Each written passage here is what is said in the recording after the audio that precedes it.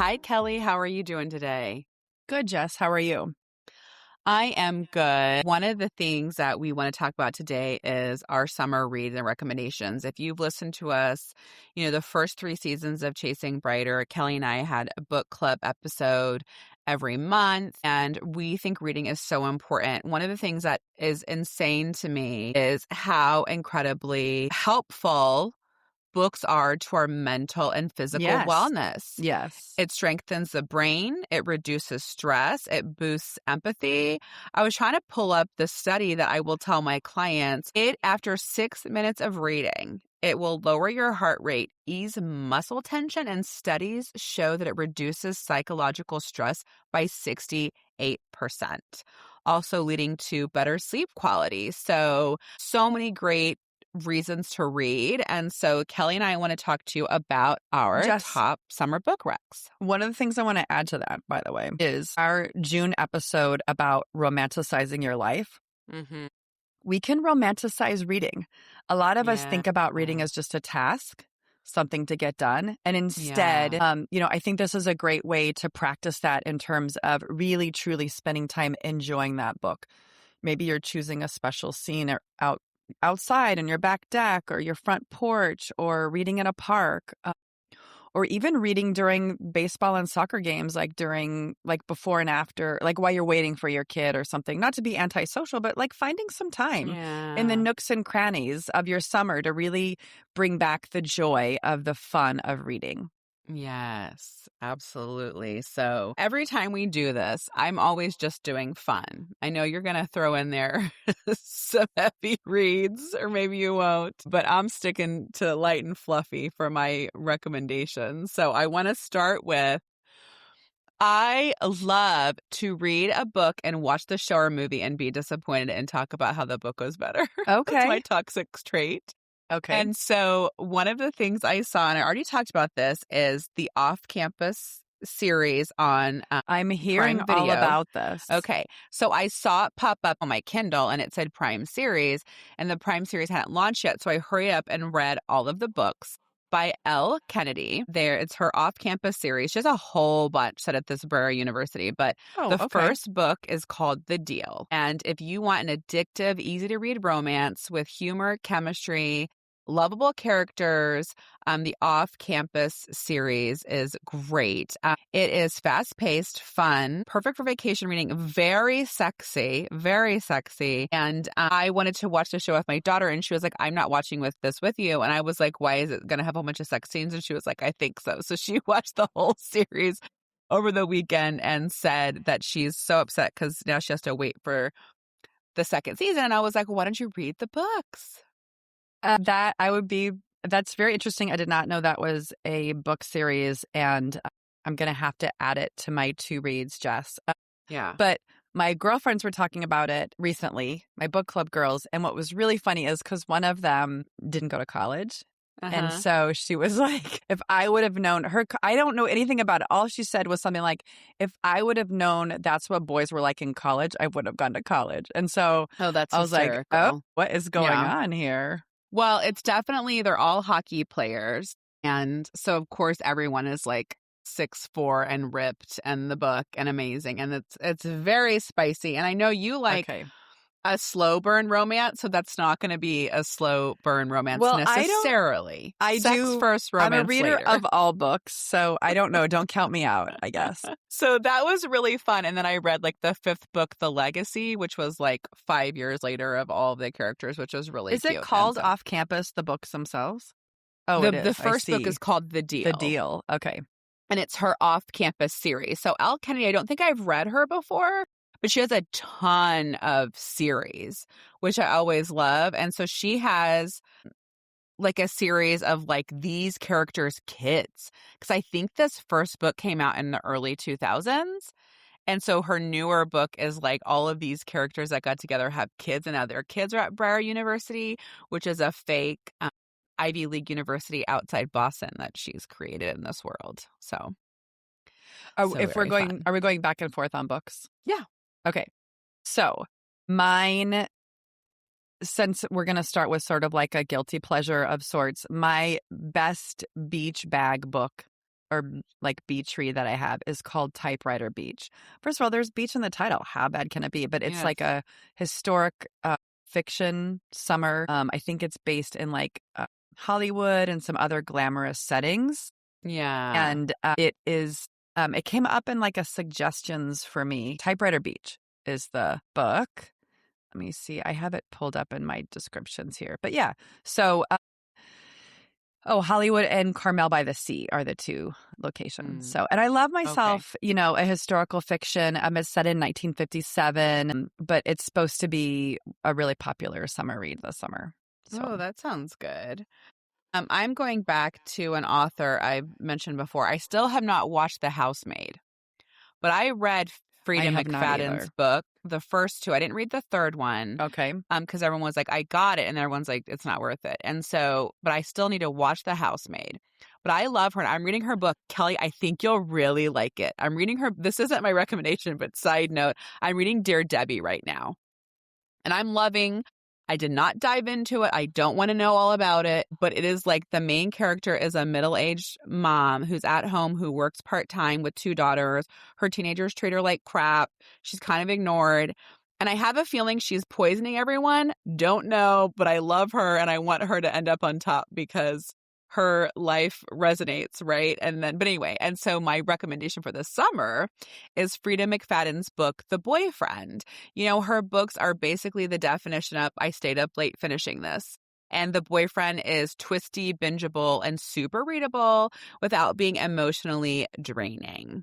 Ooh, that sounds good because I've dabbled in psychological thrillers, but I don't like things that get a little emotionally draining or I get really annoyed by the characters. So I think you will like Dear Debbie. And I haven't read The Boyfriend yet, but I haven't read any of Frida McFadden's books that I don't love. So all right. Well, next on my list is going to be a book that I'm really excited to read. It's kind of like a lose yourself in the summer type of vibe, and it's called Calamity Club. It's by Catherine Stockett, who wrote The Help. So it's been a couple years since she published something, so obviously expectations are high. So it's Southern atmosphere, strong female characters, and it's something that maybe you can read over an entire weekend. It's one of those, again, you lose yourself in it. So I'm pretty excited about that book. Again, it's called The Calamity Club. Love that. The 7-Year Slip by Ashley Poston, Poston. A cozy romance with a magical realism twist. Emotional, but still light and hopeful. Feels dreamy and comforting.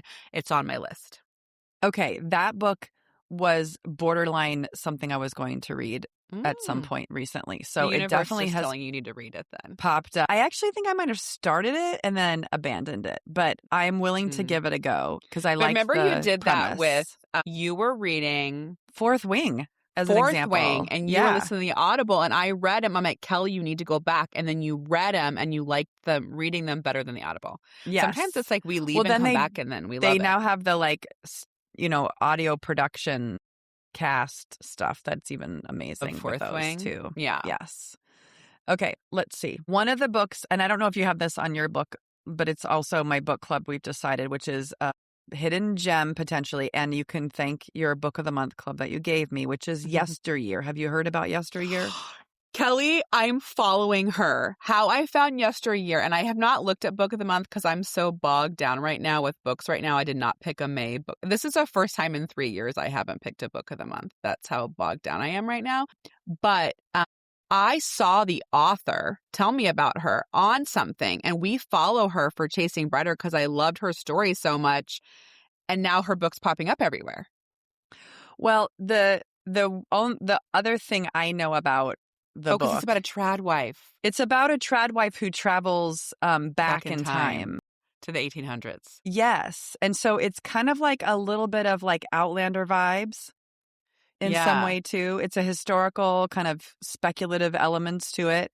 Yeah. It is a reflection of womanhood and modern life. Yes. And one of the things is Anne Hathaway read the book and immediately bought the movie rights to the book. Oh. So I thought that was interesting. Also, we don't know if Anne Hathaway is a good producer. I don't know. Maybe she, I don't know. So, but I think that one, I'm pretty excited about it. It sounded very interesting. So we'll see how it goes. So it's by Caro Claire Burke, right? Caro. And yes. So I think what I understand, you guys can all fact check me, is that, she's been writing a lot, and she was doing like an article or something on trad wives on TikTok, and she became so engrossed in the trad wife phenomenon. If you're not familiar with it, that means traditional wife. So TikTok started where all of these women are saying that they want to like stay home barefoot, pregnant in the kitchen, taking care of their man. It's a big trend. Trend. I guess like buzz. Women who perform traditional submissive homemaking, and then they're monetizing through social media. And so she like wrote an article for it, and then kind of became obsessed, went down a rabbit hole, and then wrote yesteryear. So I would suggest following her on social media too, because she is super interesting. Caro Claire Burke, everyone. Yes. Just so you know. So I love me a little nerdy cozy. I love a cozy romance. Okay. And there is this Dream Harbor series by Lori Gilmore, and book number 4 just came out.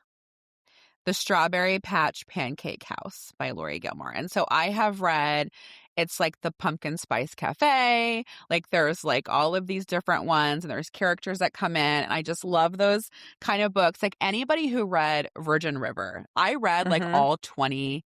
You have to look how many Virgin River books there are, because the Virgin River show is nothing like the books. The books are cozy, wrapped up with a tight little bow, super good. There is like no murder or shootings or all the drama in the Virgin Rivers show. But anyway, so this is a small town, cozy vibes, comfort read. So the next book on my list is, because this is where I start to get a little more serious, but Bright Young Women. It is in the category of mystery thriller, and it's based on Ted Bundy's crimes. It's supposed to be like a real page turner. Yeah. And I picked it because it came up in my Goodreads challenges as a book to read. Yeah. It's set in 1978 Tallahassee. And initially, I guess it just sort of starts. My understanding is it starts as a page turner right out of the gates. And so I'm looking forward to just a read like that where I can't put it down. And so it kind of aligns with my tastes. I like that kind of stuff. But other people, this is where we're so different on reading. I love that we have this conversation. Well, I read everything, but for my summer reads, right? Because one of my favorite books 2026 is The Keeper of Lost Children. And I love that book so much. And I know I talked about it before, but it was about all of these Black servicemen that were serving in Germany in World War II, and they had babies, and they were not allowed. You couldn't have interracial marriage, and they weren't allowed to marry the women. So there were all these brown babies, and based on a true story of an American woman whose husband was an officer, who I think ended up adopting 7 kids herself, but brought over, and they called it like Operation Brown Baby. Anyways, I loved that book. And so I do like serious books, but I think sometimes in the summer, if your nervous system can't handle a 500-page literary masterpiece, it's like you can check out my reads, which are just super fun. Yeah, check out Jess's reads. I think I'm more like, because our summer or our winters are so dark and depressing, I want to read beach reads in the winter and like deeper things in the summer. Maybe it like balances me out emotionally.